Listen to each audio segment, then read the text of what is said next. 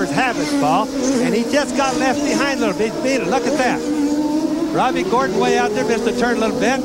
And one car spinning as the 19 car, the Indy Lights champ, Robbie Buell. But he doesn't touch anything and gets going. Look at Emerson Fittipaldi as he lays down the black mark coming off of that corner. And Paul Tracy tries desperately to catch him. The track has been run by other race cars for a little while here, so there's a different rubber compound on the track. Makes it slippery for a little while, but it'll get faster as we go on. So the race is underway.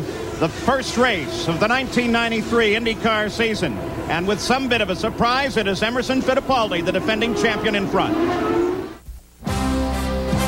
The Australian Grand Prix is brought to you by Ford and your Ford dealer. Have you driven a Ford lately? By coal-filtered Miller Genuine Draft. Get out of the old. Get into the cold. By Valvoline. People who know use Valvoline.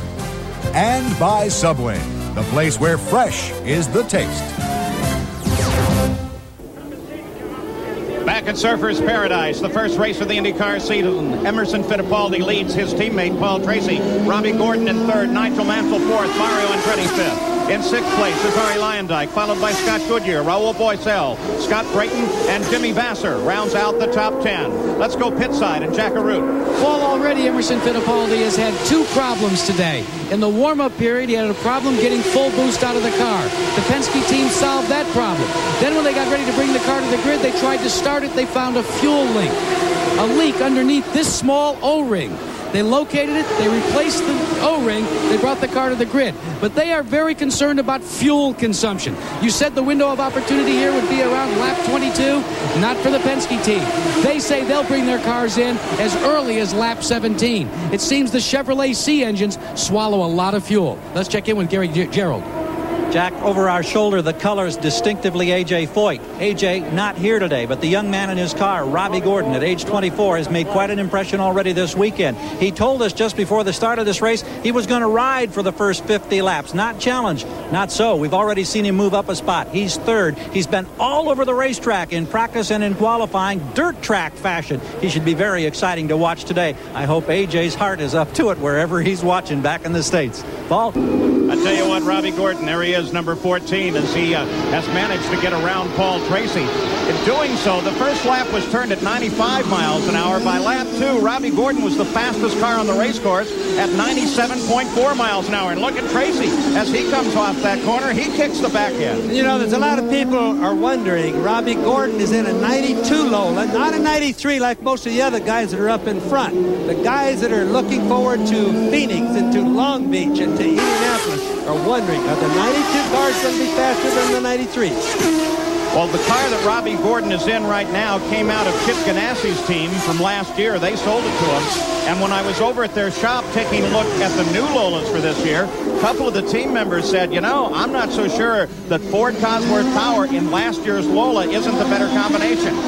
As there's a problem, it's obviously Jimmy Vasser, and it looks like also that Scott Goodyear is involved in that. So both of them in a spin, and the course is, whoa, tight move for Rahal and Guerrero as he comes through. There's not enough room to turn the cars around between the cement pillars there, Paul, but what happened was there was a lot of liquids on the racetrack right there spilled by somebody, and as the guys were braking going into the turn, the cars would just spin like they were on water, and the guys couldn't see it.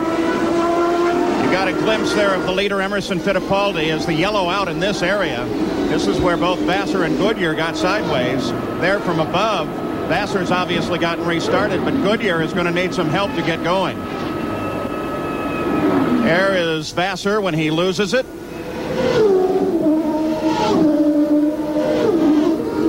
They just looked like they had nothing but rear brakes, but actually there's a lot of fluid on the road, and as soon as they hit the brakes, they just lock up and they just go into spinning. You didn't even see smoke coming off the tires. Well, it was obvious, too, that Goodyear had lost it in front of Vasser.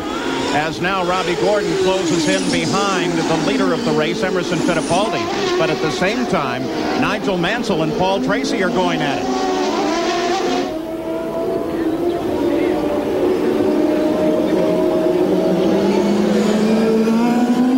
One of the nice things about Australian races, the crowd at an Australian race is accustomed of walking from point to point.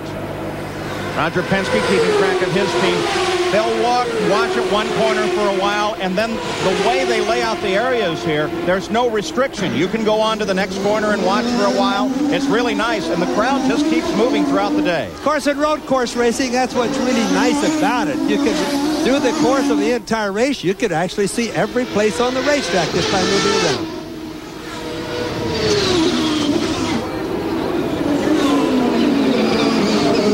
Robbie Gordon smoked some tires there as he comes into the corner. Mansell playing it very careful, which at this point is very smart. Let's go to Jack Arute. Roger Penske continues to work very hard here, not for Rick Mears, who's retired, but now for Paul Tracy. Working on the radio, lap after lap, watching by way of Australian TV. He simply said to Paul several times, nice and easy, nice and easy. He's going to talk him through this race, and he hopes to a victory. Well, thus far, that's been exactly the way Tracy's been playing it. Another interesting thing about Roger Penske is contrary to what some people think, he never pressurizes or pressures his drivers. He always lets them go easier. He doesn't believe in having to get a driver to go faster. It's always slow down and be careful. But he likes to win.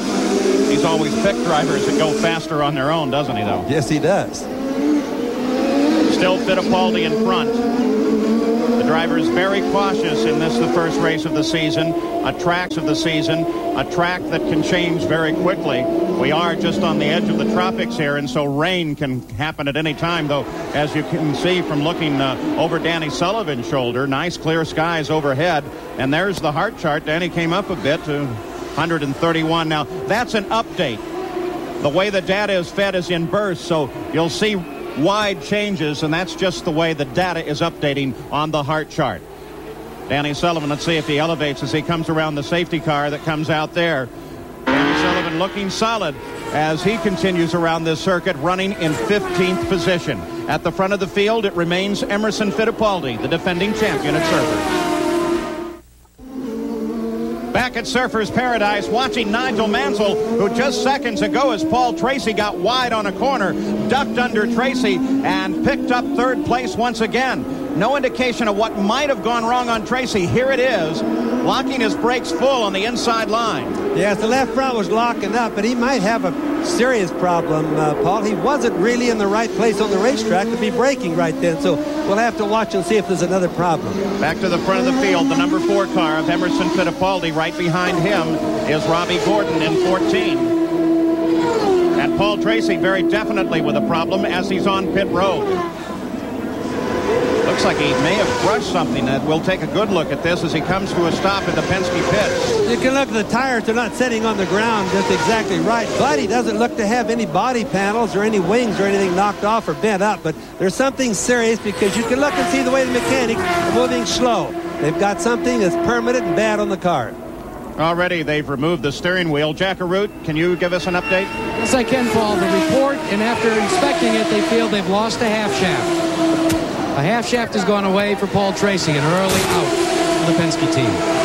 Bobby Unser, half shaft, rear of the car, lays down the power. Is that a result of running over those curbs? Absolutely, Paul. That's one of the biggest problems. These cars have limited slips in the rear end, so they're not locked all the time. But when they get them in the air, like you watch when they go through the little chicanes and they come back down on the ground with all the downforce from the wing, it really locks them. And it's really hard on the axles and the transmissions. And already this week, we've seen some transmission problems. Very much a partisan crowd here in Australia for this man, Nigel Mansell. First time in the history that the reigning Formula One champion has left his own series and come over to join the Indy cars. He does seem to be enjoying it. What an easygoing, wonderful guy he has been for having been just totally inundated with press and well-wishers and everything this week. He's just taken it so well. He's every inch a champion. He certainly is, and I think one of the most interesting things is watch him right now of how sure and how positive he is as he works the steering wheel. Paul, that guy doesn't work nearly as hard as a lot of the guys we see with in-car chems in there. He really knows where his car is going to be with the utmost confidence when he turns in and through the turns. Now watch him on this course on the onboard camera. Does that not remind you of Rick Mears? The same very gentle style, slight movement of the wheel. It certainly does. Rick on an oval. Of course, Rick before he got his feet all bent up, was just as good on a road circuit as he is on an oval, Paul. Many people forget that. At one time, he was the winningest driver on road circuits in Indy cars. They seem to forget rather quick sometimes. So Nigel Mansell in pursuit of Robbie Gordon. And maybe now as he closes on Gordon, we can get an idea how the driver of that black number 14 car has been handling these chicanes. From time to time, it's been spectacular. The hardest thing on Robbie Gordon will be that every time he looks in his mirror, Mansell's there, and he knows he's running against one of the very best in the world. And Robbie, there he is, going right by. No quarter out of Mansell, and you could hear the bottom of the car drag as he moved underneath him. And Mansell picks up second place. I just started to say that he knows when he looks in that mirror that Mansell is there, and Mansell is tough. But by the same token, Mansell went right on by. Gordon is going to get tired of this race because Robbie works a little bit harder than most of the guys do. Yeah, but if Robbie would like to learn smoothness, now he's got an excellent opportunity. The boy is quick. Time is going to help him, and following a guy like Mansell is definitely going to help him. So a change in second place as Mansell now back up to second. Remember, he started on the pole. Here was the positioning as Mansell came in to pass. Darted well to the inside and started his braking maneuver very hard. And you can even watch Robbie Gordon. He wasn't blocking him, but he was certainly getting as much in the way, being a gentleman about it as he could. And Mansell wasn't too sure whether he was going to go to the right or to the left for a little while there. All of the television coverage here, by the way, comes from our colleagues from Channel 9 Australia. They have cameras on top of buildings and helicopters all over this circuit. If you notice, as you watch Robbie Gordon come out of the turns, we were just looking there, how much smoother he is that he's following Mansell as opposed to when he was ahead of Mansell, he was jerking the car all around. It just shows you that your head has an awful lot to do with your driving and the pressure the other drivers can put on you. You had a glimpse for a moment there of Mario Andretti as he came off the corner in fourth place, right behind Robbie Gordon. Boy, look at how much deflection there is in the suspension as they come over those bumps in the chicane. Yes, that's those curves, and those curves look smooth to us, but they really aren't. The tires get airborne, and I'm sure that that's what broke the axle on Tracy's car. Let's go back to the Penske pits. Jack? Well, Paul, after a detailed inspection, here's what the Penske team has found out. It was not a half shaft. It was this part right here, the rear wishbone. So they've gone all the way back to their pit area. They've retrieved 2 replacement pieces. As you can see, the crew is working feverishly to replace those to put Paul Tracy back out in the race. Still the same answer. Oh, Al Unser Jr. in trouble. He wants him to get the rope hook to his car and get him towed, get him back around. Look how precarious that position is. Whatever happened, he lost his engine, and that's the reason he wants to get a tow or a push. All right, see.